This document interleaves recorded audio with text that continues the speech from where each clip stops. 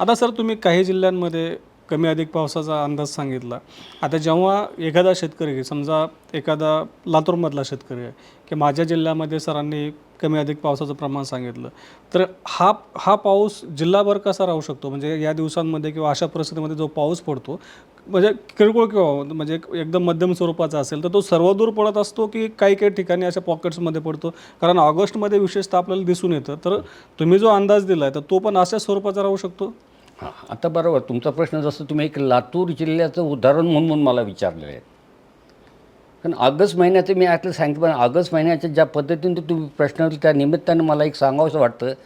El Nino 2026चा monsoon, पाऊस कमी हे सगळं असताना ऑगस्ट महिन्यामध्ये वर्षानुवर्षे सरासरी नियमाप्रमाणे ऑगस्ट महिन्यात पावसाचा खंड असतो. पावसाचा खंड असताना काय काय कसोट्या हव्या असतात ते आम्हाला माहिती आहेत. पण 2026च्या एल निनोच्या मान्सूनमध्ये ऑगस्ट महिन्यात आज 24 तारीख आहे, राहिले 5-6 दिवस आहेत, पावसाचा खंड अद्याप आलेला नाही. जो पायी पाऊस पडतोय, पावसाचा खंड असता तर अजून भयानक परिस्थिती असती, पण पावसाचा खंड नाही आहे. आता तुम्ही एक सॅम्पल लातूर जिल्ह्याचं मला सांगितलं आणि पावसाचं हे कसं असेल असा प्रश्न तुम्ही विचारला. हां, वितरण कसं असेल जिल्ह्याने असं? हां, वितरण कसं असेल जिल्ह्यात? पहिली गोष्ट, पाऊस हा सरासरीपेक्षा कमीच आहे. एक तर ऑगस्ट महिन्यामध्ये पावसाचं प्रमाण कमी, त्यात मराठवाड्यात जर म्हटला तर तुम्ही जर विचार केला मराठवाड्यामध्ये साधारण किती पाऊस होतो?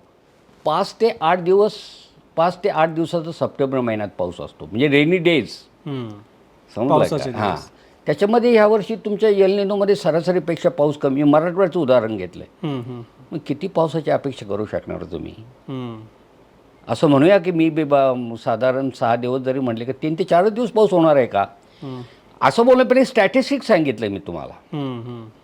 आणि ज्या जिल्ह्यामध्ये जसं तुम्ही सांगितलं असमान वितरण आहे याच्यामध्ये, तर मराठवाड्याच्या बाबतीमध्ये हीच अवस्था आहे. आणि हे जरी मी जिल्हे सांगितले तुम्हाला, नांदेड, परभणी, हिंगोली, किंवा ज्यामध्ये तूट आहेत, लातूरसारखा जिल्हा आहे, सोलापूर, धाराशिवसारखे जिल्हे आहेत, ह्याही पावसामध्ये जो पाऊस होणार आहे तो साधारण तेलंगणामधला पावसाचा प्रेरित परिणाम असणार आहे. मूळ महाराष्ट्रातला आता अरबी समुद्रातल्या पावसाचं प्रमाण 30 ऑगस्ट नंतर कमीच होणार आहे. त्याच्यानंतर परतीचा पावसाची लक्षणे दिसू लागतात.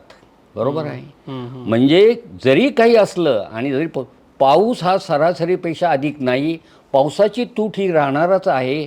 आज जर समजा 24 असले, पण 19 ऑगस्टपर्यंत जर डेटा पाहिला 1 ऑगस्टपासून तर 19 ऑगस्ट म्हणजे संपूर्ण जून, जुलै, ऑगस्टचे 19 दिवस पाहिले तर मराठवाडा आणि विदर्भात जवळजवळ पावसाची तूट हे 20 ते 22% आहेत. म्हणजे पाऊस साधारण 80-82%, 78-80% झालेला आहे. बरोबर. आणि पुन्हा सप्टेंबर महिन्यात तूट आहेच. म्हणजे ही राहिलेली 20% तूट, आणि सप्टेंबरमध्ये पण तूट आहेच. म्हणजे त्यामुळं बऱ्यापैकी आपल्याला अंदाज येतो की सप्टेंबरमध्ये सरासरीपेक्षा पाऊस कमी होण्याची शक्यता आहे.